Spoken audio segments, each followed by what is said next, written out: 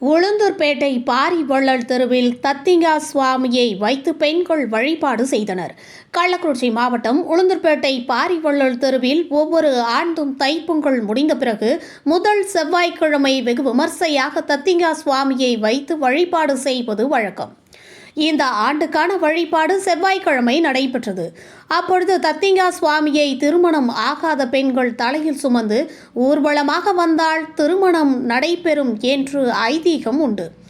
பின்னர் மேளதாளத்துடன் தத்திங்கா சுவாமியை ஆயிரக்கணக்கான பெண்கள் மத்தியில் ஊர்வலமாக அழைத்து வந்தனர்.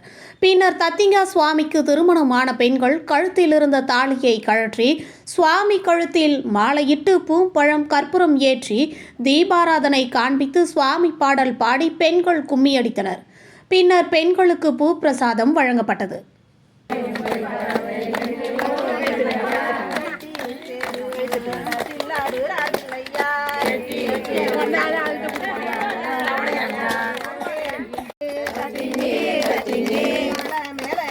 இதுபோல் அனைத்து செய்திகளையும் காண மனித விருது ETV சேனலை தவறாமல் பார்க்கவும்.